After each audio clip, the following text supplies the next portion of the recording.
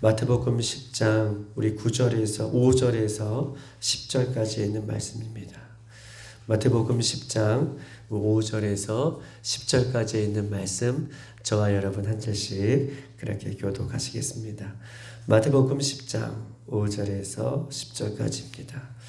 예수께서 이 12를 보내시며 명하여 이르시되 이방인의 길로도 가지 말고 사마리아인의 고을에도 들어가지 말고 가면서 전파하며 말하되 천국이 가깝다 하고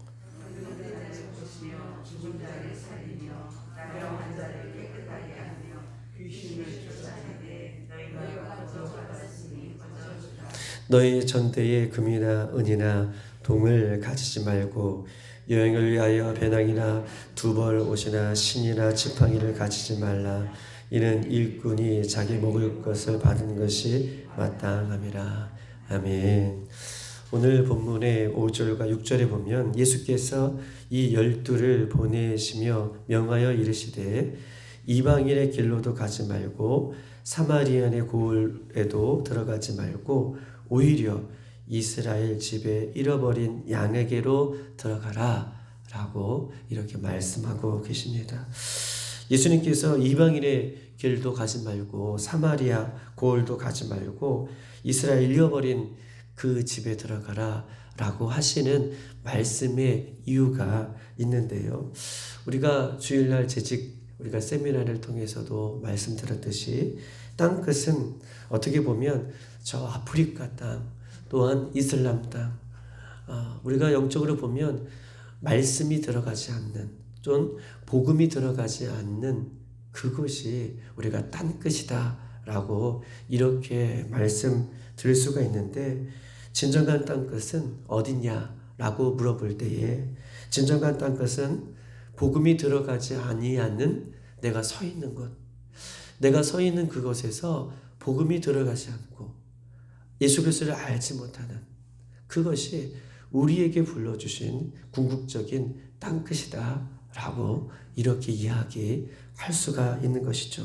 즉 다시 말해서 예수님을, 복음을, 천국을, 지옥을 알지 못하는 영혼들이 있는 내 주위에 가장 가까운 주위에 예수 그리스도를 알지 못하는 그곳이 어떻게 보면 영적으로 땅끝이다 라고 이렇게 말씀드릴 수 있는 것입니다. 즉 오늘 예수님께서는요, 전도와 영혼 구원과 또 말씀이 들려져야 할 가장 출발점이 어디냐, 전도와 복음과 예수님의 말씀이 가장 먼저 들려져야 할 곳이 어디냐. 오늘 예수님은요, 이방인의 길로도 가지 말고 사마리아 고을로도 가지 말고 이스라엘 집, 이스라엘 가장 가까운 이스라엘 집, 그곳에서도 잃어버린 양에게로 가라 라고 말씀하고 계셔요. 잃어버린 너의 집, 그곳에 예수님을 알지 못하는 잃어버린 양에게로 가라 라고 말씀하고 있는 것입니다. 즉 전도와 영혼 구원의 출발점은 내가 가장 가까운 내 아내, 내 남편, 내 자녀, 내 친지들, 가장 가까운 예수 그리스도를 알지 못하는 그곳에서부터 영혼 구원의 출발점이 돼야 된다라고 예수님 말씀하고 계시면서 이방인도 아니고 저 멀리 있는 사마리아 땅도 아니고 이 이스라엘 집에 잃어버린 양에게로 먼저 가라 라고 예수님 12제자를 부르시고 그들에게 복음을 증거하기 위하여 출발하고 보내시면서 이스라엘 가까운 집으로 들어가라 라고 말씀하고 있는 것입니다. 우리 한번 말씀을 찾아보십시다. 로마서 9장 한번 말씀을 찾아보겠습니다. 로마서 9장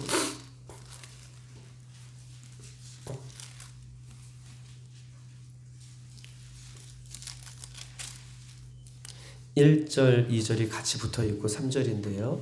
우리 3절까지 있는 말씀 한번 보십시다. 251쪽 다 같이 로마서 9장 1절과 3절까지 있는 말씀 시작.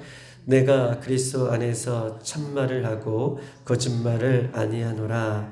나에게 큰 근심이 있는 것과 마음에 그치지 않는 고통이 있는 것을 내 양심이 성령 안에서 나와 더불어 증언하노니 나의 형제 곧 골육의 친척을 위하여 내 자신이 저주를 받아 그리스도에게서 끊어질지라도 원하는 바로다. 아멘. 사도 바울은 그의 평생에 예수 그리스도를 만남으로 그의 삶이 변화됐죠. 그리고 사도 바울은 평생에 예수님을 만나고 나서 그가 마지막 죽을 때까지 로마에서까지 사형당하는 그 순간까지도 어떻게 해요? 복음을 증거하는 인생을 살았어요. 성경은 그 삶에 대해서 이야기하면서 사도행전은 그의 삶은 복음을 증거하는 삶이다 라고 이렇게 평가할 정도로 사도 바울은 예수님을 만나고 난 이후에 죽는 순간까지 그런 인생을 살았습니다. 그런데 오늘 로마서 9장 1절과 2절에 보면 내가 그리스도 안에서 참말을 한다. 이것은 거짓말이 아니다 라고 이야기하고 있어요. 무엇이 참말이냐, 무엇이 거짓말이 아니냐 라고 자기의 속내를 드러냈는데 무엇이냐면 나에게는 큰 근심이 있다 라고 얘기해요. 바울은요, 복음을 증거하는 삶을 살았는데 무슨 근심이 있다라고 이야기해요. 그 근심이 뭐냐면 3절에 나의 형제 곧 골육의 친척이 있는데 그들이 자신이 저주를 받아 예수님을 알지 못하여서 복음을 듣지 못하여서 저주를 받을까? 그들이 복음을 받는다면, 그들이 예수님을 믿는다면, 복음이 그들에게 들려진다면 내가 예수님의 사랑에서 끊어져도 좋다 라고 할 정도로 친척, 고륙, 전도, 가장 가까운 이웃, 내 가족들에 대한 복음 증거, 이것이 어떻게 해요? 그에게 가장 안타까운 마음으로, 근심의 마음으로 그렇게 자리 잡고 있어요. 우리가 예수 그리스도를 믿지 않는 우리 가족들, 우리 친척들, 우리 식구들을 보면 얼마나 근심 걱정이 되겠습니까? 이렇게 복음을 증거하는 사도 바울도 1차 전도 여행, 2차 전도 여행, 3차 전도 여행, 결국 마지막 로마까지 가서 복음을 증거했어도 가장 가까운 가족들, 고륙의 친척을 증거하는 이 일에는 근심이 있었다라고 이렇게 지금 자신의 마음을 내 말을 하는 것은 진짜다. 내 마음속에 있는 것이 진짜다. 라고 하면서 그가 이렇게 증거하고 있는 것입니다. 역설적이게도 우리가 제일 가까운 사람, 친척과 가족을 전도하는 것은 참 어렵습니다. 오히려 멀리 떨어져 있거나 나와 가까이 있지 않은 사람들에게 복음을 증거하는 것은 좀 어떻게 보면 접근하기 쉬운데 가장 가까운 사람에게 복음을 증거하는 것은 쉽게 될 수 있는 것 같지만 역설적이게도 가장 어려운 것이 가장 가까운 사람에게 복음을 증거하고 있는 것이죠. 그렇기 때문에 복음을 가장 가까운 사람에게 증거하기 위해서는 세 가지가 필요한데 첫 번째, 기도함으로 전도해야 되는 거예요. 더욱 기도함으로 가족을 위해서 전도합니다. 왜냐하면 기도하지 않으면 전도할 수 있는 영적인 힘이 없기 때문에. 할렐루야. 우리가 기도하지 않고는 가까운 가족을 전도할 수 있는 영적인 힘이 없기 때문에 가장 가까운 친척과 가족을 전도하기 위해서는 더욱더 무릎 꿇고 기도해야 되고 성령의 충만함을 받아야 된다라고 이야기할 수 있습니다. 두 번째로는요, 삶으로 전도해야 돼요. 가장 가까운 친척과 가족들은요, 삶으로 전도해야 됩니다. 예수 그리스도를 믿고 내가 변화된 삶, 예수 그리스도를 믿고 이전과 같지 않는 변화된 삶, 그 삶으로 가족을 또 친지를 그렇게 삶으로 전도해야 가장 가까운 사람은 변화될 수 있는 거예요. 내가 예수를 믿어도 변화되지 않는 나의 모습을 인하여서 어떻게 해요? 예수 믿어라. 예수님을 증거해도 가족들은 이렇게 얘기할 거예요. 속으로. 너나 잘 믿어라. 너도 그렇게 믿으면서 어떻게 나에게 이렇게 얘기할 수 있는 요제가 많아요. 왜냐하면 가족들은 나를 가장 잘 알기 때문에. 가장 가까운 친척을, 가장 가까운 이웃을 전도하지 못하는 이유가 거기 있어요. 그렇기 때문에 가장 가까운 이웃을, 가족을 전도하기 위해서는 예수 믿고 변화된 나의 삶으로 전도할 때에 그들이 바뀌게 되는 줄 믿습니다. 마지막으로는요, 지속적으로 전도해야 돼요. 가족들 전도하는 것이 가장 어렵지만, 그러나 하나님 앞에 맡기고, 즉 가랑비에 옷이 젖듯이 장기적으로 지속적으로 사랑을 나누고 복음을 나누고 삶을 나눌 때, 끊임없이 그들에게 접근할 때에 언제든지 하나님께서 그들의 영혼을 만져주실 줄 믿습니다. 가장 가까운 사람을 전도할 때는 어렵지만 기도함으로 영적인 충전을 받고, 또한 변화된 삶으로 전도를 하며 한 번이 아니라 지속적이고 끈질기게 연속적이고 그렇게 가랑비에 옷을 젖듯 이렇게 하는 것이 아니야 가장 가까운 사람들에게 전도할 수 있음을 오늘 이야기하고, 우리도 이렇게 함으로 가장 이웃이, 가장 가까운 나의 가족들이 전도되어지는 은혜가 있기를 주님의 이름으로 축복합니다. 우리 한번 오늘 본문 10장 7절에서 8절에 있는 본문 읽어보겠습니다. 7절에서 8절 다 같이 시작. 가면서 전파하여 말하되 천국이 가까웠다 하고 병든 자를 고치며 죽은 자를 살며 나병한 자를 깨끗하게 하며 귀신을 쫓아내되 너희가 거저 받았으니 거저 주라. 아멘. 이렇게 말씀하고 계십니다. 7절에 보면 가면서 전파하여 말하되 천국이 가까웠다 하고 라고 얘기하고 있어요. 잘 들어보십시다. 예수님께서는요, 먼 곳이 아니라 가까운 곳으로 가라 라고 말씀하고 계셔요. 예수님이 12제자를 보내시고 파송하면서, 그러면 7절은요, 가면서 전파하며 말하되 천국이 가까웠다 라고 얘기하고 계십니다. 즉 전도는요, 천국이 가까웠다 라고 증거하는 것이 전도예요. 할렐루야. 7절 보세요. 예수님의 제자들을 보내시잖아요. 그러면서 예수님께서 하시는 방법은 뭐냐면 천국이 가까웠다 라고 전파하며 이르되, 가면서 전파하며 이르되 천국이 가까웠다. 즉 다시 말해서 천국이 가까웠다, 예수님의 때가 가까웠다, 예수님을 믿어라, 예수님이 영접해라 라고 선포하는 것이 어떻게 해요? 전도라는 것이에요. 중요한 말씀을 하고 계시죠. 전도는요, 돈으로 하는 것이 전도가 아닙니다.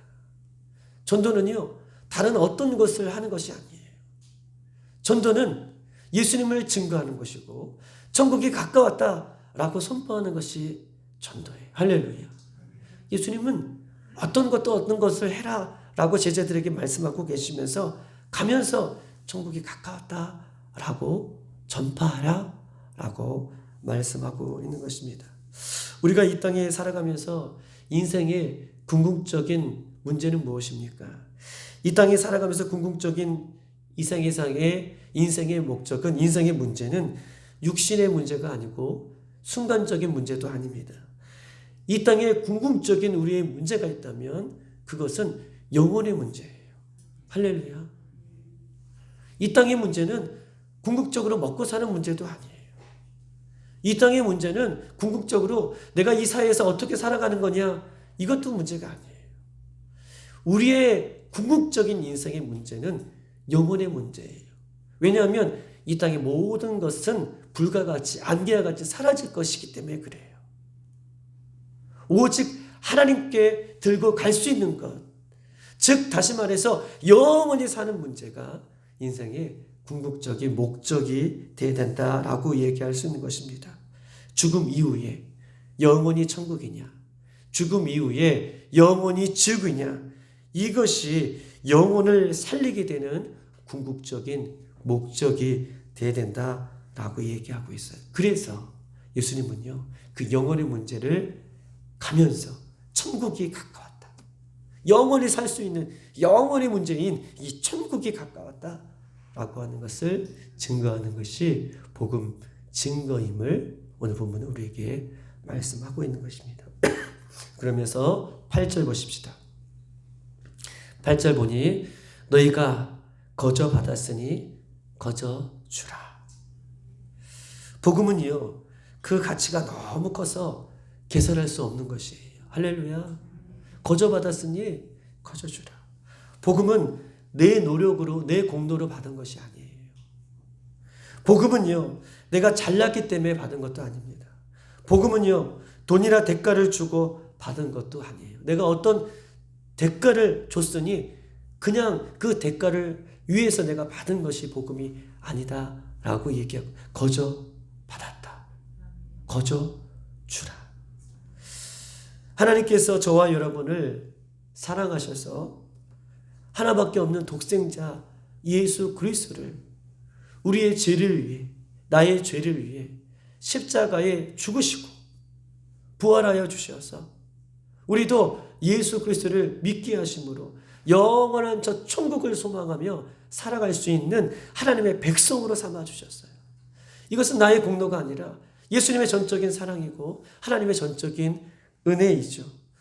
우리 입장에서 보면 아무런 대가가, 아무런 희생도 거저 받은 것 같지만 하나님 입장에서 보면요, 하나밖에 없는 아들 독생자 예수 그리스도, 그 아들을 죽이서까지도, 그 아들을 십자가에 내어주시기까지도 우리를 사랑해 주신 엄청난 희생과 엄청난 사랑을 우리가 받은 거예요. 우리는요, 값싼 구원을 받은 게 아니에요. 값싼 은혜를 받은 것이 아니에요. 이루 말할 수 없는 하나님의 아들과 바꾼 그 사랑을 우리가 받고 살아가는 것, 이것이 복음의 비밀이에요. 우리는 결코 값싼 은혜, 값싼 복음으로 이 복음을 전락해서는 안 된다라고 하는 그런 말씀을 주시는 거예요. 어쨌든 우리의 공로로 이 복음을 받은 것이 아니기 때문에, 전적인 은혜, 전적인 하나님의 사랑으로 받은 것이기 때문에 너희도 영혼을 위해서 그 사랑을 거저 나눠주라. 빚진 자의 마음으로, 빚진 자의 심령으로 영혼을 어떻게 위해서 그 복음을 증거할 것을 성경은 우리에게 이야기하고 있는 것입니다. 우리도 십자가의 사랑과 은혜를 믿지 않는 자들에게 나누어지는 이 복음의 빚진 사명이 있다는 것을 기억하시고 이 사명을 오늘도 잘 감당할 수 있는 저와 여러분 되시기를 주님의 이름으로 축복합니다. 우리 9절 다 같이 한번 읽어보십시다. 9절 시작. 너희 전대에 금이나 은이나 동을 가지지 말고. 아멘. 전도할 때에 어떻게 해요? 돈주머니를 갖고 가지 말아라 라고 얘기하는 거예요. 전대나, 오늘 9절에 보면 전대에 금이나 은이나 동을 가지지 말라. 복음 증거하기 위해서 전도할 때에 돈주머니를 가지지 말라. 왜냐하면 서두에도 말씀드렸듯이 전도는 돈으로 하는 것이 아니다 라고 이야기하고 있어요. 우리가 사도행전 3장 6절에 사도 베드로가 이렇게 얘기합니다. 성전 미문에 앉아있는 그 안진뱅이를 향해서 은과 금은 내게 없지만 나사렛 곧 예수 그리스도의 힘으로 일어나 걸어라. 이것이 정답이죠. 은과 금은 내게 없지만 그에게 나눠주는 건 뭐예요? 예수 그리스도를 나눠주는 것, 복음을 증거하는 것, 이것이 전도다. 그렇기 때문에 돈을 하나 또 전대주머니를 하나 이것을 가지고 가지 말아라 라고 얘기해요. 그 이유에 대해서 이야기하는데 우리 10절을 한번 보십시다. 다 같이 시작. 여행을 위하여 배낭이나 두벌 옷이나 시내나 지팡이를 가지지 말라. 이는 이 일꾼이 자기의 먹을 것을 받은 것이 마땅합니다. 아멘. 보십시다. 일꾼이 자기의 먹을 것을 받잖아요. 누구를 통해서 받습니까? 주인을 통해서 일꾼이 받아요. 그렇죠? 즉 다시 말해서 예수님께서 너희들에게 복음을 증거할 때에 복음을 증거하는 그 일 속에서 배낭에 두벌옷이나 신이나 지팡이나 이런 것이 없을지라도 전도하는 그들을 우리 하나님께서 책임져 주신다는 거예요. 일꾼을 그 주인이 책임져 주는 것처럼. 할렐루야. 일꾼을 그 주인이 책임져 주시는 것처럼 복음을 증거하는 너희들에게 두보롯이 없을지라도, 배낭에 못이 없을지라도, 혹은 신발이 없을지라도, 지팡이가 없을지라도 하나님께서 전적으로 그 영혼을 책임져 주시다. 너희는 그의 나라와 그의 의를 구하라. 그러면 이 모든 것을 너희에게 더하시리라. 할렐루야. 이런 은혜를 경험하게 되는 것임을 성경은 우리에게 말씀하고 있는 것입니다. 전도할 때에 전도하는 자가 보십시다. 그렇기 때문에 자기의 생활에 얽매여서는 안 돼요. 할렐루야. 전도할 때에 전도의 사명을 받은 우리들이 내가 무엇을 먹을까? 무엇을 입을까? 자기의 생활에 얽매이지 않고 염려와 근심은 하나님 앞에 맡기고, 할렐루야. 복음을 증거할 때에 가장 가까운 이웃을 위해서 내가 복음을 증거할 때에, 이웃을 위해서 혹은 가족을 위해서 복음을 증거할 때에 하나님께서 그의 인생을 전적으로 책임져 주신다라고 오늘 예수님의 제자들에게 이렇게 말씀해 주시는 이 말씀이 우리들에게도 동일하게 적용되어지고, 이 말씀을 우리가 아멘으로 생명으로 바꿀 수 있는 저와 여러분이 되시기를 주님의 이름으로 축복합니다. 오늘 이 시간 다 같이 한번 기도하십시다. 오늘 이 시간 가장 먼저 기도할 것은, 하나님, 가장 가까운 예루살렘 집은 어디입니까? 내가 가야 할 곳이 어디입니까? 주님, 내가 만나야 할 곳이 어디입니까? 주여, 우리 가족들 중에, 우리 친척들 중에 예수 그리스도를 믿지 못하고 복음을 듣지 못하고 복음을 거부하는 그 영혼들을 주님 만나게 하시고, 하나님 그 영혼들의 이름을 부를 때에, 이 새벽에도 부를 때에 영혼 구원의 시기가 빨리 올 수 있도록 도와달라고 이 시간 기도하십시다. 나의 힘으로는 될 수 없지만 성령님 도와달라고 기도하시고, 이번 설 명절 온 가족들이 하나님 만날 때에 이번 기회가 그런 기회가 될 수 있도록 인도해 달라고, 특별히 하나님 마지막까지 우리가 복음의 빚진 자로서 그 사명을 감당해낼 수 있는 우리가 되어줄 수 있도록 인도해 달라고, 성령님 충만케 해달라고, 내가 먼저 살아날 수 있도록 도와달라고, 내 영혼이 깨어있을 수 있도록 인도해 달라고 이 시간 주여 한번 부르고 기도하겠습니다.